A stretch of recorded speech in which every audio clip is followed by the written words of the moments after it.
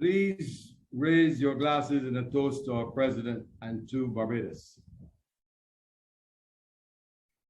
Today's meeting will be conducted on Zoom only. I now invite Rotarian Kerry to deliver today's prayer. Thank you, Rotarians. Thank you, and good afternoon, President Robin, fellow Rotarians and guests. Let us pray. Thank you for our Rotary meeting and for yet an amazing year. Gracious God, as we gather together virtually as Rotarians and friends, we acknowledge that wherever you go, we are always in your presence. We pray that our actions may reflect this awareness, and we seek your nearness as we count our many blessings in the weeks and months ahead. Clothe our lives with charity, deepen our lives with loyalty, hallow our lives with integrity. Help us to live lives that may enhance the future of those who we live to touch. May your radiant spirit guide us and our loved ones all the days of our days. Amen. Amen. Thank you, Rotarian Kerry. On Monday, we lost one of our outstanding Rotarians from the Rotary Club of Barbados South, past President Johnny Jones. Let us observe a moment of silence as a club.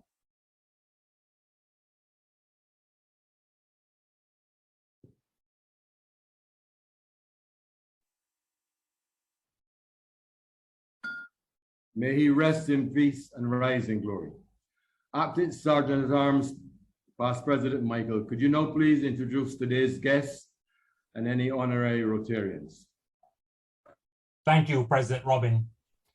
Before I introduce the visiting Rotarians guests, I would like to crave your indulgence, sir, and congratulate you on the milestone you've reached today.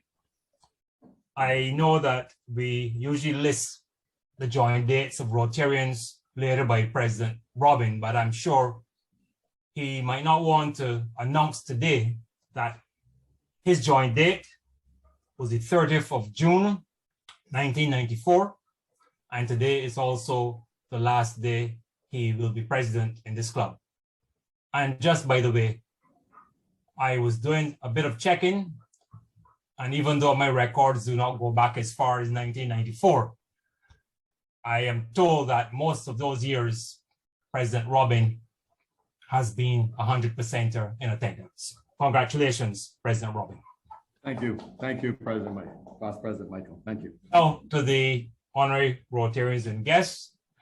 I said we have our guest speaker, Mr. Michael Holmes, who will be introduced later. I see in terms of honorary Rotarians, we have Mr. Lane, and also Rotary, we have President Scott Chandler. I know the press has been invited, but I have not actually seen any who's been identified. So if there are any other visiting Rotarians with guests or the press, can they be identified at this time, please? Yes, we also have past President Kareem from Rotary, and we have Barbados today is on for sure, and we may have other members of the media on as well. Okay, thank you, Secretary Ermin. Those are our honorary Rotarians, visiting Rotarians and guests, Mr. President. Yeah, before you, sorry, past President Michael, Rotarian Barbara also has a guest today. Thank you, Secretary Ermin. Yes, Katrina Elkins is joining us today. Hi, good afternoon, everybody. Welcome, Ms. Elkins. Okay, President Robin. Thank you.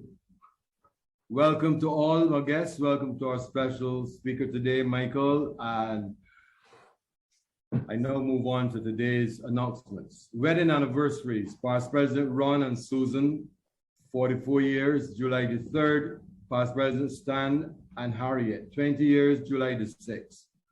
Birthdays of Rotarians, Secretary St. John, Director, July the 2nd. Birthdays of Partners in Service, Jeanette Cabral, past President John Cabral, July 3rd, and Liz Cole, Rotarian Brian Cole, on July the 6th. Join date anniversaries, Rotarian David Pop Walker, 36 years, 1st of July, 1986, and Rotarian Freddie Hart, 24 years, 1st of July, 1998. Past President Carroll, can you now deliver the Rotary Minute for today, please?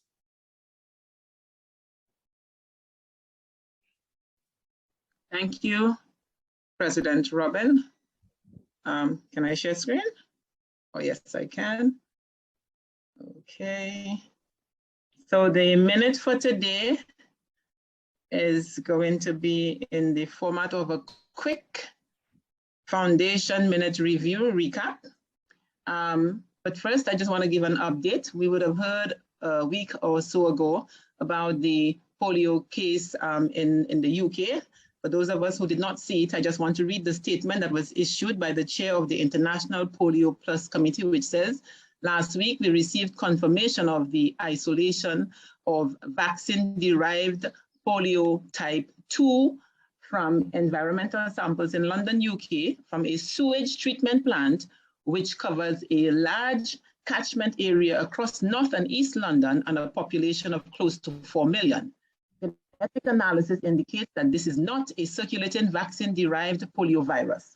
Coverage for routine immunization, including polio in London, is 86.6%. A national standard incident has been declared by the UK Health Security Agency, and an incident management team established to coordinate ongoing investigations and response. While of concern, we are confident that the UK government is urgently addressing the situation, and note that this underscores that while the polio virus circulates anywhere in the world, it remains a threat to children everywhere. Our ongoing fundraising, advocacy, and awareness raising efforts are critical to stopping polio virus transmission. And that is the message from the chair of the Polio Plus Committee. And I needed to say this so that we could all know that our efforts towards the eradication of polio still remains alive and relevant. Just a quick snapshot of some of the things that we would have done as far as highlights from the foundation over the last 52 weeks is that we would have known in the, now that you know, or did you know, but now you know, that the foundation was started in 1917. Some of the key highlights would be that in 1957, Paul Harris recognition commenced. We also started the polio eradication program in 1979. Another interesting fact that you would have found out is that in 2004, every Rotarian every year was launched, which encouraged each Rotarian to donate at least $100 to the annual fund, which forms the primary source of funding for the foundation program. Also in 2007, the Bill Gates Challenge was launched, and RI received $100 million from Bill Gates Foundation, and the Rotary at that point committed to match by raising $100 million for polio eradication. In 2016, the centennial year of the foundation was celebrated. The other interesting highlights that we saw was that the largest project undertaken by the foundation is the eradication of polio, and it is still ongoing. And also, we learned that the foundation is dedicated to assisting in 7 areas of focus, which is promoting peace, fighting disease, providing clean water, sanitation and hygiene, saving mothers and children, supporting education, growing local economies, and protecting the environment. Some statistics that we learned was that 60% of the world's hungry people are women and girls, and that 60 cents can protect a child from polio. We also learned that $50 can provide clean water, among other things. And that in a snapshot is the Rotary Minute for today. And I just want to take the opportunity also to thank every Rotarian who volunteered, was voluntold, who was picked, who had no choice, but who also participated in doing the Rotary Foundation Minute for the last 52 weeks. And in particular, I want to thank past President Tony Williams, who was a real stalwart in terms of putting most of the minutes together. Thank you, Rotarians. Enjoy the rest of the meeting. Thank you, Past President Carroll. I just want to recognize and congratulate Director Arlene for the excellent work she did for both the club and the district. Our club won the Platinum Certificate Zone 34, Public Image, for diligently supporting Rotary's public image and telling the Rotary story. Our club also received the Silver District Governor's Citation at the District Award Ceremony last Monday night. Fantastic job by all Rotarians of our club. I now ask Past President Sir Trevor to kindly introduce our speaker for today, award-winning journalist Michael Holmes. Past President Trevor. Thank you, President. Thank you, President Robin. It gives me great pleasure, and I'm very humbled to be able to introduce to the club today Mr. Michael Holmes, that special award-winning anchor and correspondent for CNN International, based at the network's headquarters in Atlanta, where he presently resides. Now, he has been in journalism for more than 4 decades and has anchored CNN Newsroom, as we know it, with Michael Holmes, Fridays through Monday mornings, 12 and 3 a.m., believe it or not. He has reported on the Central American migrant crisis from the Mexican-Guatemalan border and on the drowning deaths of a man from El Salvador and his young daughter, whose bodies were found together on the banks of the Rio Grande after trying to cross into the United States. He's had other special assignments, which have included covering the deadly protests on the Gaza-Israeli border, the Israeli elections, and the fire at the Notre Dame Cathedral, that recent fire in Paris. He has been everywhere. In the fall of 2016, he spent several weeks in Iraq covering the Iraq-led offensive, seeking to recapture Mosul from ISIS. His reporting contributed to a 2016 Peabody Award for CNN, recognizing the network's coverage on the battle for Mosul, the ISIS in crisis, and Syria, and the undercover in Syria as well. In March 2016, he reported from Brussels following the deadly terror attacks on the Zaventem Airport, Elbeek Metro Station, and for several years, he covered Belgium's responses to the ISIS attacks, even securing an exclusive interview with a family member of the Belgian jihadist Hicham Chahib.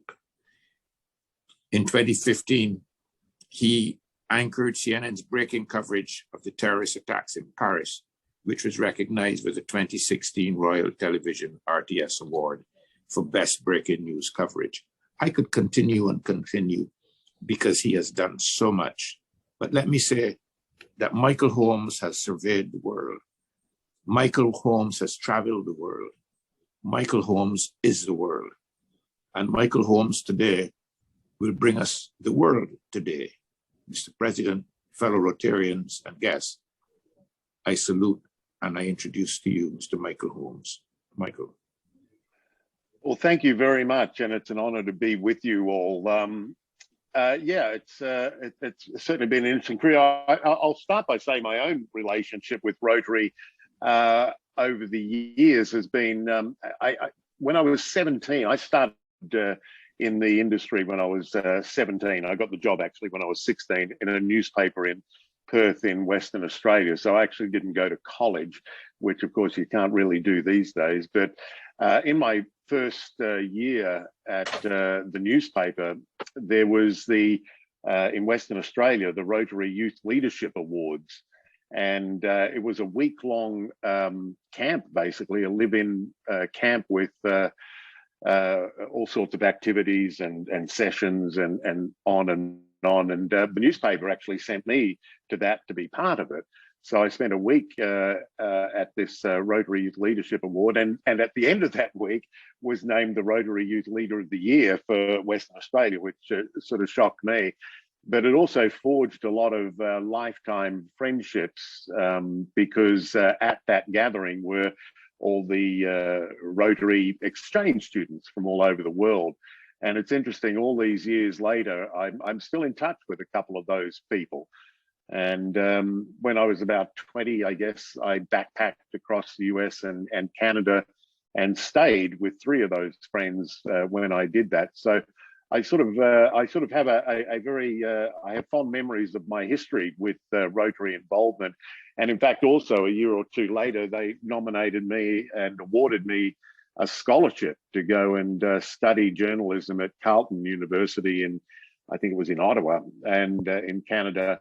I had to turn down because I'd just gotten a promotion at work, but Rotary's always been very dear to me, and I applaud the work that you do, and you know, the programs like the student exchange programs are just incredible and great opportunities. So thank you to Rotary for all that you've done. Yeah, Robin and I met years ago, and he just wanted me to talk a little bit at the meeting about what I've done and where I've been. As I said, I started at the age of 17 in Perth and was in newspapers for a few years before switching to television.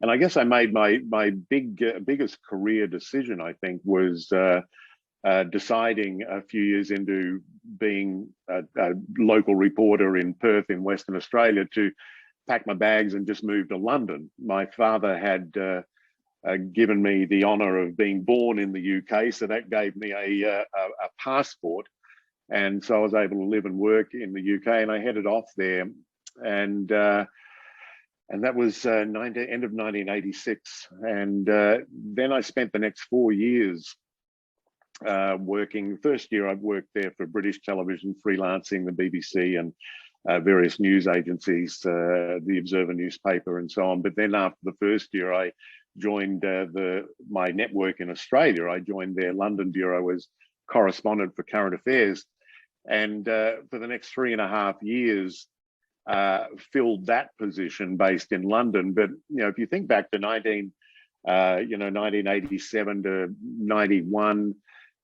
all kinds of things happened in that period, and so I was blessed to be in that position at a time of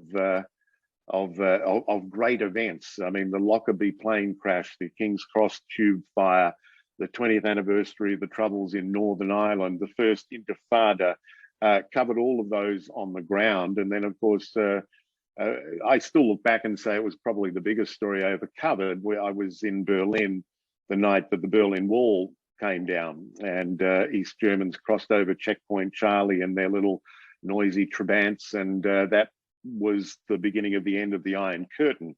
And so it was great to have been there to cover that. That then led to my first conflict, which was the Romanian Revolution. I'd covered the first Intifada as well in West Bank, but the Romanian Revolution was my first sort of full-on shooting conflict. And so that sort of set me on a bit of a path there, where over the years I've and I'll actually tell you a story about, when you talk about how long I've been doing this, next year will be my 45th year in the business. And there was one moment that made me particularly feel the passing of the years, and that was a few years ago. My daughter, who's now 24, she was probably 16 or 15, and I came in the room and I said, "What are you doing?" She said, "I'm studying." And I said, "That's great. What are you studying?" She said, "History." And I said, "That's awesome. What are you studying in history?" And she said, "The fall of the Berlin Wall." And I was just, oh my God, I covered that. And it was a moment for me when your child is studying history and you covered it, you must be getting old. And so I said to her, "I've got pieces of it over there in the cabinet if you want to take some to school for your project."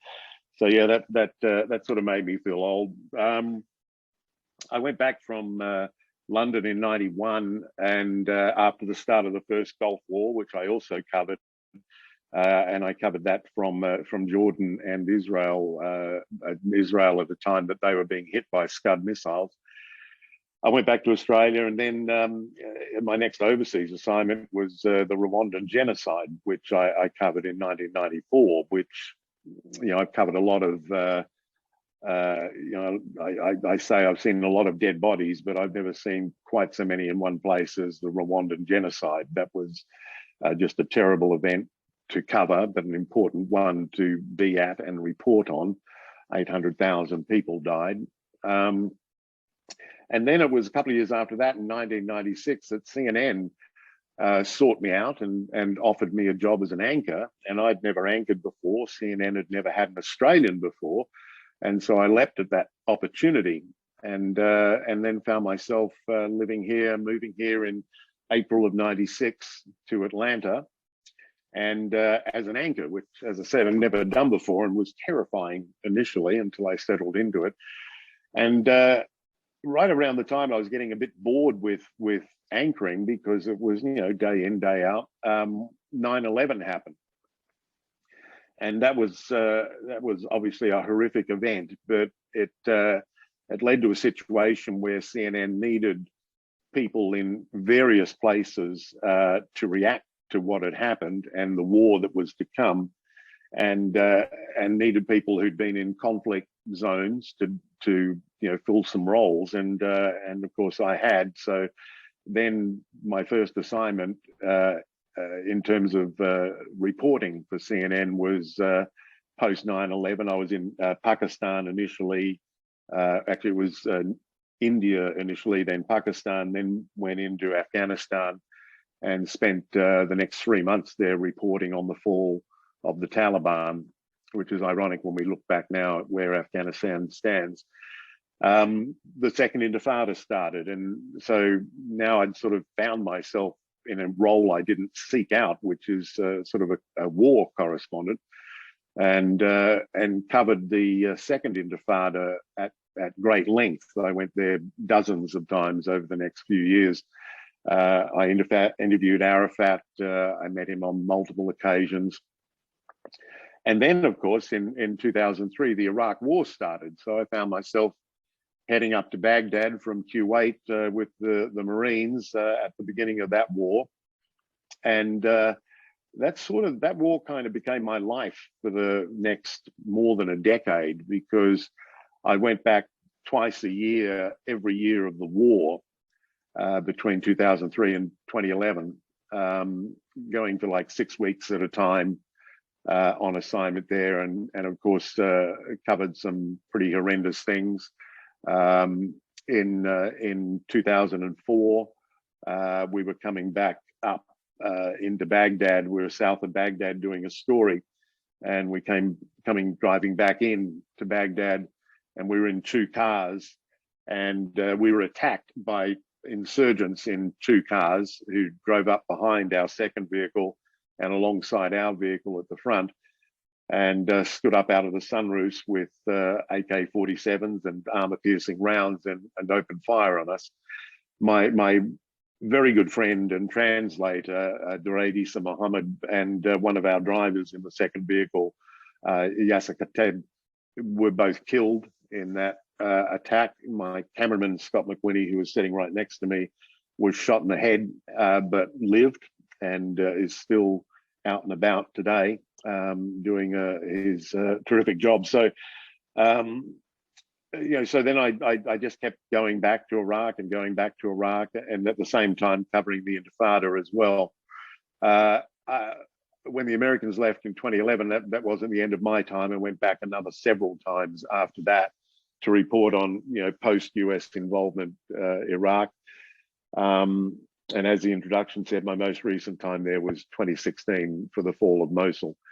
I also covered the Libyan revolution and I was in Libya when Muammar Gaddafi was found and killed. Covered that. I've sort of been I've covered other things too. I covered the World Cup in South Africa. I think that was 2010. So it wasn't all wars, but my role with CNN has been one of a conflict reporter. I spent 5 weeks in Ukraine earlier this year, covering the invasion. I was there before the invasion started and throughout the early stages of the invasion. So that sort of fell into being my role. Of course, my primary role is as an anchor, and when I'm not in the field, I'm anchoring those shows. So I've been blessed with CNN to have been able to, do both, if you like, to be able to have the field work and have the stability of then coming back and being quote unquote normal and do my anchoring role. Before the pandemic, I was averaging probably 4 months of the year in the field. The pandemic shut that down, of course, and my first assignment back out in the field since then was Ukraine. So hopefully I'll be getting back out again soon. I don't know. It depends what happens in the world, but it's certainly been an interesting run. I'm very, very grateful to have had the opportunities that I've had.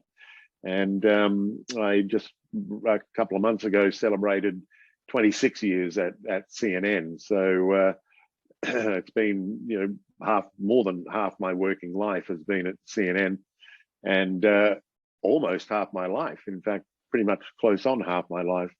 So no, less than half my life. I'm 62 this year. So it's been a great run. I've loved every minute of it. I mean, the old saying, find something you love and you'll never work a day in your life, applies completely to me. And I've never felt that it's a job. I felt that, I've been lucky to have witnessed a lot of very historic events and covered a lot of very important stories. I covered the hurricanes, sort of down in your neck of the woods as well.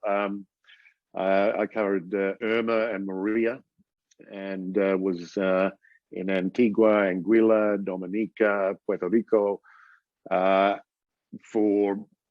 it was a long time. I was down there covering that for, 3 or 4 weeks in some hardship. At one point, sleeping on the floor of the Dominican Prime Minister's office because he allowed us to do that while we were covering the utter devastation there. I was able to sort of see a bit of your neck of the woods as well. It's been a great run. I'm open to whatever questions you'd like. Robin just said to sort of chat about my career, and we'll see if you guys have any questions you'd like to ask of me. Okay, thank you very much, Michael, for those words and that interesting history that you shared with us. Wow, it's like going back in time and then coming back to the present. But at this time, I would like to open the floor for any questions that you may have for Michael. Thank you, President Robin. We will start off with past President Algie. Go ahead. Thank you very much, President Robin. Michael, congratulations on quite a very interesting career.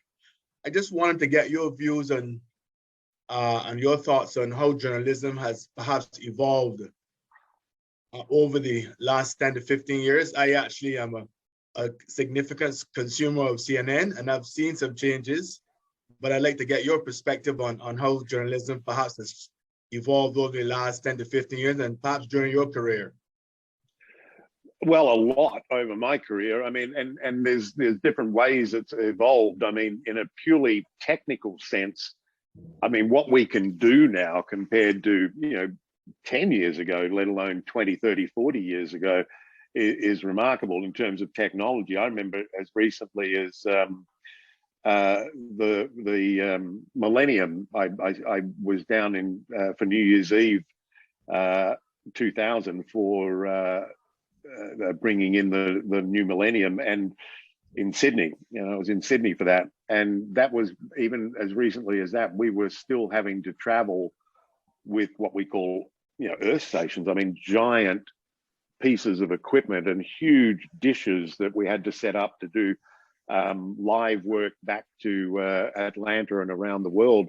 Now we have these things called live views, which they're about 2 feet long and about less than a foot wide, and you wear them as a backpack, and you can, as long as there's a cell signal, you can be live from anywhere. And I remember in Brussels, the Brussels bombing, walking around doing live shots on the street with those, which was unthinkable even just a few years earlier.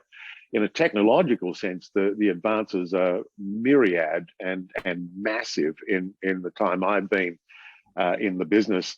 In a more of an editorial sense, I think over the years, what we've seen is a dilution of the number of media outlets there are. I mean, we all remember you had your main newscasts every evening, and that was pretty much it. Now there's any number of news sources out there, and entities that set themselves up as news sources. I think that's it's probably, it has its good sides and it has its bad sides. I think the bad sides that concern me is there's been an erosion of standards and fact checking and all the other things that go into quality journalism. And we've seen a dilution of that to the point that we've seen what happened during the Trump years in terms of, quote unquote truth. There's now so many areas that people can get information from. I won't say news because a lot of it isn't news, that they can get information from, and people more and more are siloed into their echo chamber of belief. And Trump supporters will listen to Fox News and nothing else, and that's a problem, and that's been perhaps a downside of changes in the media and social media, the evolution of that as another avenue of information, again, not using the word news, for people. I like to say that, social media, the biggest advantage of social media is it gives everyone a voice. And the worst part of social media is it gives everyone a voice. Nice. Yeah, thank you very much. Thank you. I will now move over to Director Anton, followed by Past President Jeddah. Thank you very much, Secretary Ermey. Mr. Holmes, on behalf of me and my colleagues, I'd like to thank you for taking the time to speak with us today. As you would have mentioned, we covered a lot of momentous occasions in world history. We followed the Berlin Wall, the Gulf War, Rwanda genocide, Ukraine conflict, which is ongoing, et cetera, et cetera. Did you get the sense at the time of your reporting, of your coverage, that you were reporting on events that would go on to impact the course of global history? And how much, in your estimation, does the human aspect of these stories impact your coverage? What a couple of great questions. I think I've been at some events where I didn't fully appreciate what it was going to be, but I will say that, Rwanda and the fall of the Berlin Wall were two stories where we knew, as we were covering it, that this was a game changer. I remember talking to my cameraman the night that the wall opened, Checkpoint Charlie, the Brandenburg Gate, and the first people were coming through, and looking at my cameraman and saying, "Remember this, mate. This is going to change the world," and it did. And so, yeah, I was aware on that one. Also, Rwanda, in just terms of the scale of the death there. I mean, I've never seen so many dead bodies in one place, and you're literally stepping over people everywhere you go. And I remember then too thinking the same thing, not so much in a news sense, but in an experience sense, in terms of where I've been lucky enough to be. I also remember the same cameraman who was shot in the head in Iraq sitting next to me in the ambush. His name's Scott McWhinney, and a few years later we were in Afghanistan, and we were covering a story. It was a story on the first female Afghan helicopter pilot, and she was being trained by the Americans, a military helicopter pilot. And we went out to the middle of nowhere, out in this enormous plain, and they had a couple of concrete pads there that were set up for this. And they would come in and do what they do, touch and goes, come in, land as if you're dropping off troops and then fly away. That's not the point of the story. The point of the story is that our helicopter dropped us off, and we then got on the ground to film these touch and goes. And it took them about 15 minutes to get back around. And a couple of times in those 15 minutes, I turned to my cameraman, Scott McWhinney, and I said, "Scotty, look around you, just look around you." And we had soaring mountains. Afghanistan's a beautiful country. Soaring mountains on either side of it, this plain that went on forever. There were nomadic tribal people about 2 miles away that we could just see in the distance. And I said to Scotty, remember this, because who gets to come here? And the answer is, not many people. So yeah, that's a huge thing. In terms of the people aspect, I think that's a great question, because that is something I strive for in any conflict I've covered, is not losing sight of the humanity in the crush of numbers. And I certainly remember that in Iraq, where there was a period in 2006-07 where there were sectarian killings, not necessarily Americans versus insurgents. This was Sunni Shia, and there were these horrible killings, brutal, use of drills. I won't go any further into that, and bodies in the street every day, to the point where there was 80, 90, 100 new bodies every day. And we used to have a whiteboard up in the bureau in Baghdad where we would keep track of the daily numbers. And it was always the main thing I strived for was that it didn't become a numbers game. And every story I go to in a conflict zone, or even, for example, during the hurricanes, I will seek out an individual or a family, 1 or 2 people, and tell the story through them. And that has far more power and impact than telling a broad story about 110 bodies were found today, which just often just goes over people's head, or it becomes a blur, or white noise. But if you tell the story of this family and what they went through, then that, there was a time in Baghdad where there was a whole bunch of, there was always car bombs going off for every year I was there. Every trip I went there, there's explosions going off. But there was a series of them one year, can't remember what year it was. And there was a family that were watermelon sellers. And they had their little stall about 100 yards from their house. And it was in a small market. And a car bomb went off one day, blew up the stall. There was a father and 3 sons, adult sons. Killed one of the sons. So then about 12 months later, they re-established the business. Another car bomb killed another son. And that was at the point that we then went and did a story on the family. The 3rd son was terrified and he fled the country. So you had the father who was still trying to run this watermelon stall, making a couple of bucks a day. And he, because of the Iraqi way and the way it works in the Arab world, he also, under his roof, in his tiny little house, had the first 2 sons, wives and children living with him. They were his responsibility now. So I told his story about the impact of instead of saying there were 5 car bombs this week, this is what happened to this family. And so your question's excellent, because that's exactly what I tried to do. Thank you very much. I appreciate your timely response. Vice President Jeddah. Yeah, a very interesting and entertaining career. I want to ask you a personal question. I know these stories of that you covered in the Army, you really didn't have anything to worry about because you had the Army watching your back. But have you ever looked at your career and made ask yourself a question? Why did I choose this job? What am I doing here? Have you ever had to do that? It's interesting you should say that. Well, a couple of things. First of all, being with the Army is not a guarantee of safety. I've been in some pretty nasty firefights while embedded with US troops and had a few close calls under fire with US troops. It's no guarantee of safety.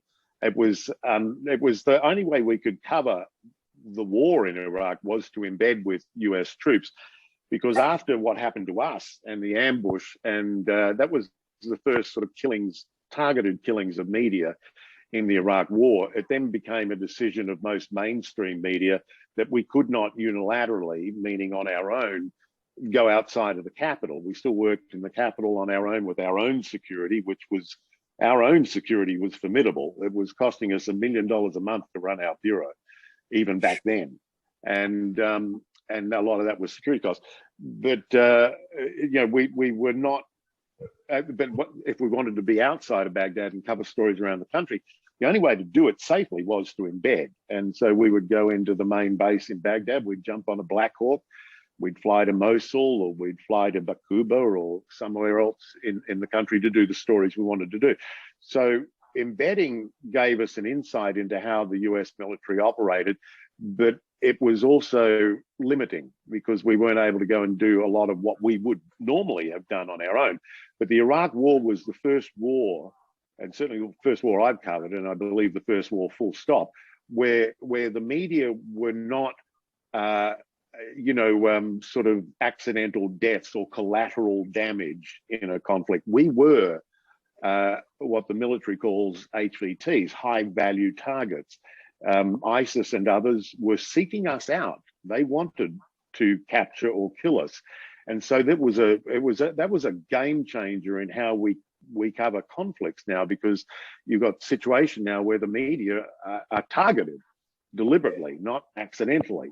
So, and real quick on the why am I here? Yeah, I've said that more than once. I've got two kids. They're both adults now, but back in the Iraq War days, they were little. They initially didn't really know what I was doing. I just went away for a while. Then they started to know what I was doing, and they didn't like it. And they would ask me not to go, but of course I had to go, and I'd try to explain that as best I could. A couple of times, I remember in Libya, I lied to my kids. I said that I'm just working with aid agencies here on the ground helping refugees, when in fact I was embedded with the Zintan rebels, and we were, sweeping across land and capturing towns and going into battles.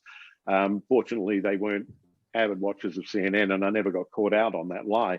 But it's more, I've never said, why am I here in terms of the job itself?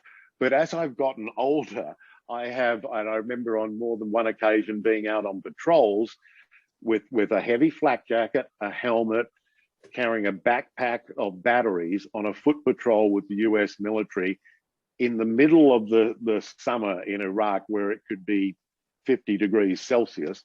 And I remember several occasions walking along on one of those patrols thinking, why am I here? I'm getting too old for this. But it never stopped me going back. So, obviously I didn't listen to myself. Thank you. Thank you. Rotarian Sanjay, are you there?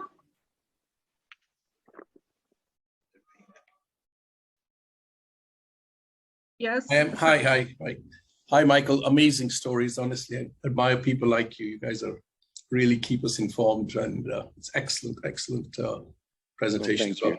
Quick question. In terms of, apart from CNN, which are the news outlets that you would consider globally, you would consider reliable in this day and age?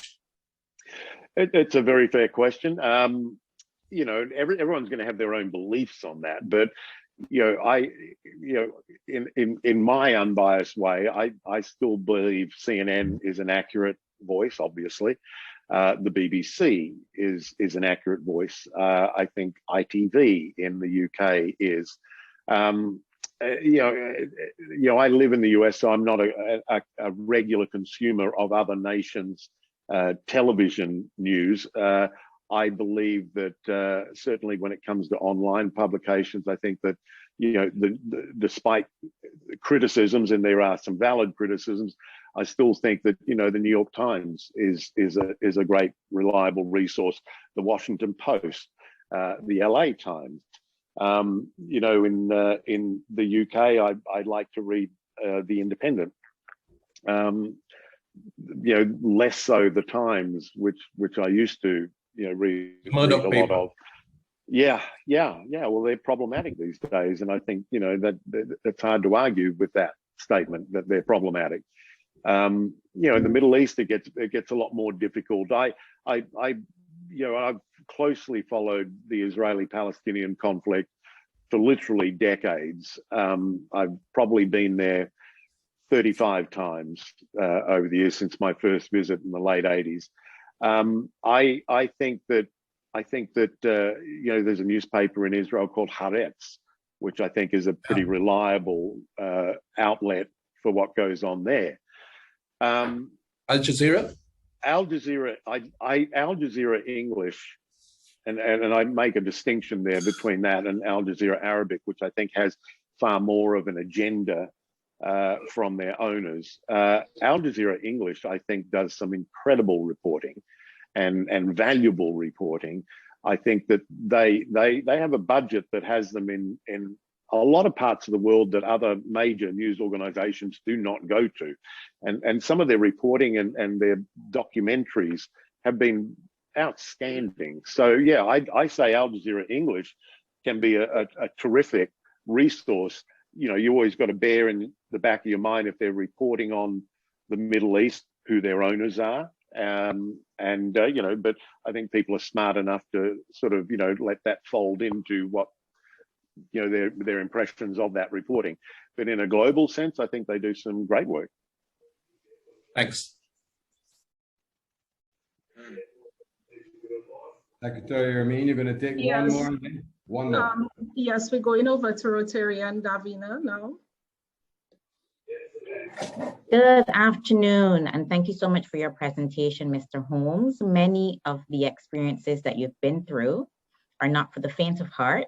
And so my question really is about, you know, do you have any coping mechanisms that you use to go on and to, you know, build your resilience after you've experienced some of these traumas? I mean, you were in a vehicle that people got killed and you've witnessed genocide and war. You know, can you share anything with us to help us build our resilience? I got to say, you guys are amazing. You're asking really good questions, or really good questions that have that resonate with me and my experiences. You've really nailed some of these. That's a great question, and it's a huge issue in this industry. PTSD in journalists is real. I've learned a lot over the years about it. I see the other thing too that's changed in the industry is it's become widely recognized by mainstream media ownership. I mean, I'm talking about the proper companies, CNN, BBC, ITN, and the major news organizations have recognized this.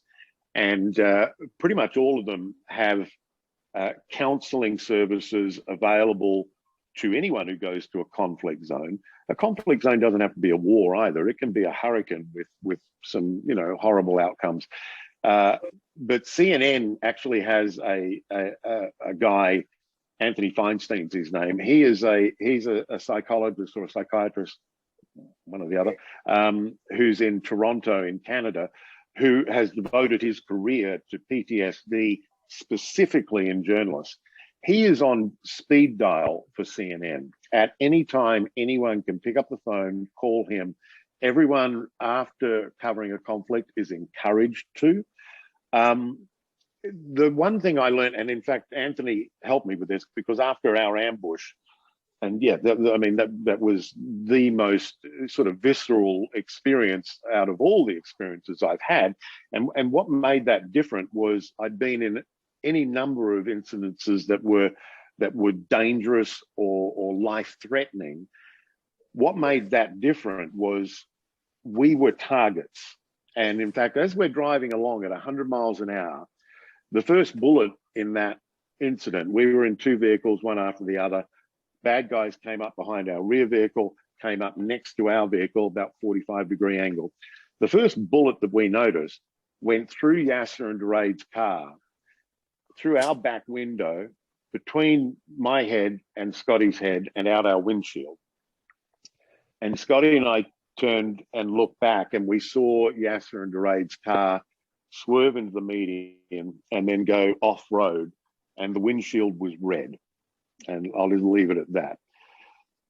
Then the window behind me to my right exploded and glass went everywhere. I got glass in the back of my neck and stuff like that. And the shooting, you know, started from there. So we turned around. This guy was 25 feet away at 100 miles an hour, looking down the barrel, pulling the trigger. we had one security guard. That incident also changed how the media did security in war zones. We were trying to be quote unquote low profile. Our vehicles had no identifying marks of media. We were not showing ourselves as media. Even in our cars, we did not wear helmets because we didn't want to look like we were military. So they were targeting foreigners that day, not necessarily the media. But it changed how we did our security, because we had sitting right in front of me one security guard who was ex-SAS New Zealand guy, who literally went out his window and engaged with a 9mm handgun at the shooter and killed him. And if he had not killed him, we were all dead, because these guys were not stopping. Back then, there were two types of attackers in Iraq. You know, the ones that if you shot back, they'd run away, and the others that would keep coming. These guys kept coming. So if Mitch hadn't killed that guy, I'd be dead. But getting back to your original point, what made that such a visceral experience was it was personal. He wanted to kill me. I wasn't about to be collateral damage. He was pointing the gun at me. And so that affected me a lot. And I had a long conversation with Anthony Feinstein about that, but in the context of, it's hard to explain, but I had over the years seen multiple suicide bombings. One of my first suicide bombings in Jerusalem, I stepped over the bomber's rib to get to the scene.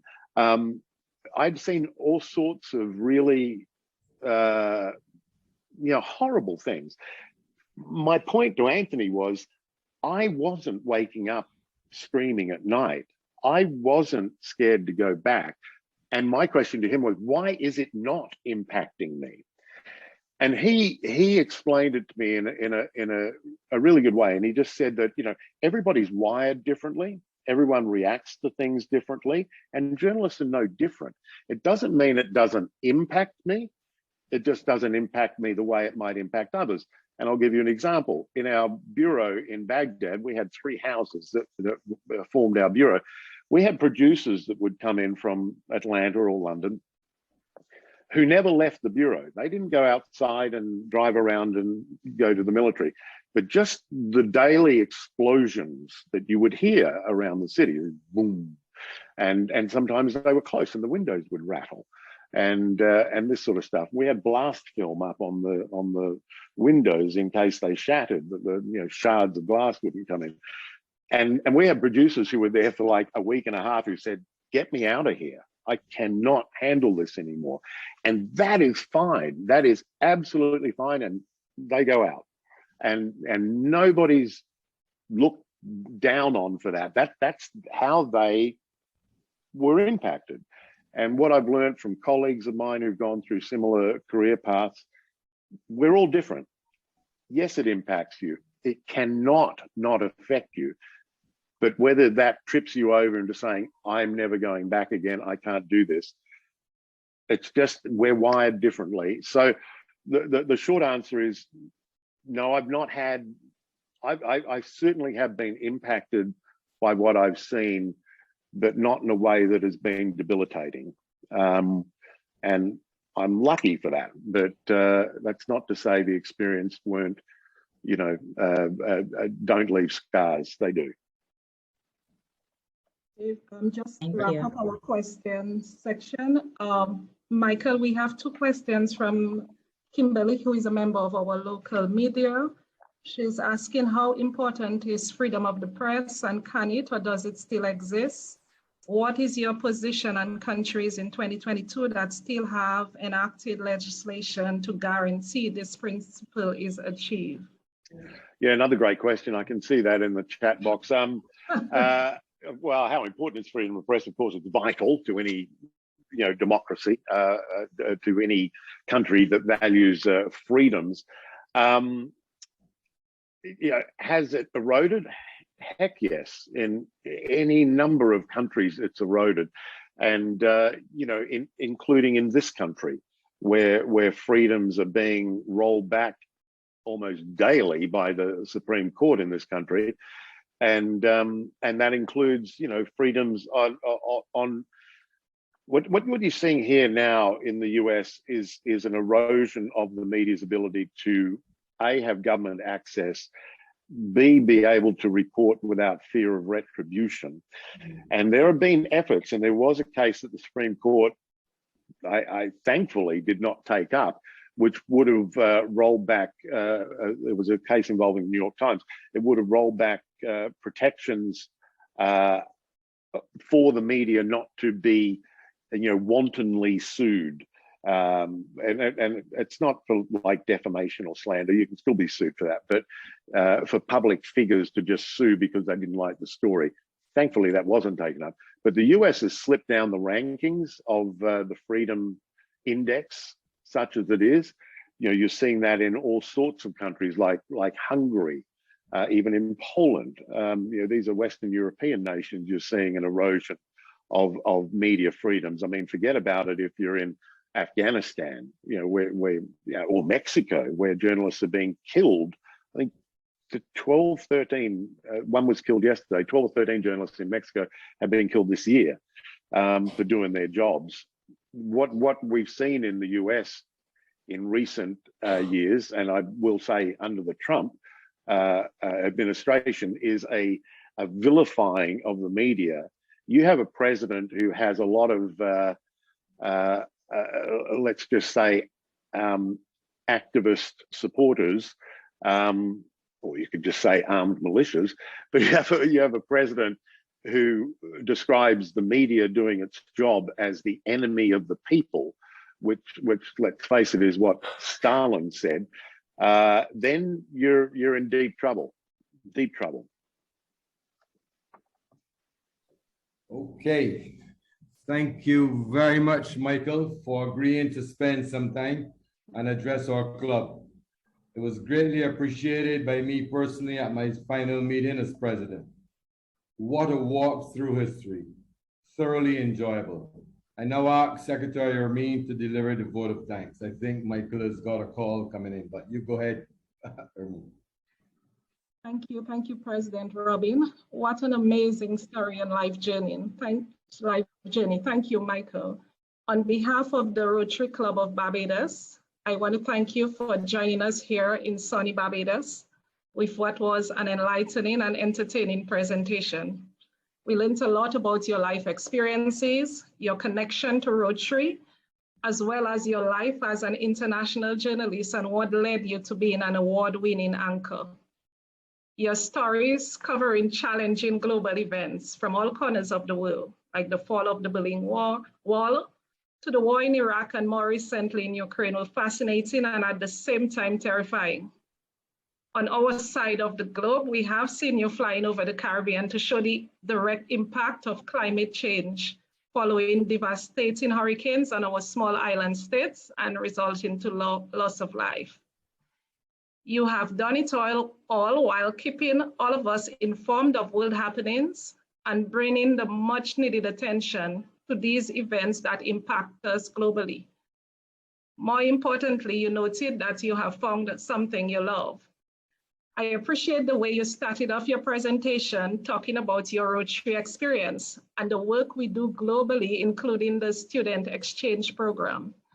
Your work is no doubt inspirational to many of us as we too are people of action. Our audience may not know this, but we owe you a special thanks for creating that time in your schedule to be here today, as I know President Robin was trying to get you here from his installation, which is just about a year ago. We truly appreciate the time you have taken to be here with us and taking all of our thought-provoking questions. It is our hope that your presence here will assist us in several ways, including sharing the stories of Rotary and the work we do as Rotarians, not only in Barbados and the region, but the wider world. And perhaps it may also help us attract the necessary resources to continue our fight to eradicate the polio virus, a cause we committed to more than 35 years ago, together with the WHO. On behalf of President Robin and the Rotary Club of Barbados, I thank you for your presentation. Well, I just want to jump in and quickly thank you. And yes, terrific questions. I'm sorry I had to take that call. That's my next appointment. But all is good. Thank you very much for the invitation, Robin. Good to see you, and I know we'll stay in touch. And as I said, though, terrific questions that sort of resonated with me personally with my experience. So. A great honor to be with you, and good luck, everyone, and continue the good work. Yes, thank you once again, Michael. We are looking forward to seeing you in Barbados. So don't forget, keep us on your schedule, and you're welcome to come to Barbados and be our guests. Thank you, Robin. I appreciate that. Okay, today's attendance was 66%, and we're going to pass up on Discipline the Club, past President Michael, but today is my final meeting as your president, and on behalf of myself, my partner in service, Deanne, we both say a big thank you and wish the club and our incoming president, Tracy, the very best for the new year. Please join me in a toast to Rotary the world over. Rotary the world over. President Robin, before you go and close, yes, I'd like to just say a few words on behalf of the board and the members of this club. We'd like to thank you most sincerely for the work that you have done over the past 12 months. It has been no less than sterling, and your leadership of the club has been exemplary. So I'd like to wish you all the best. I know you will miss being the president of the club,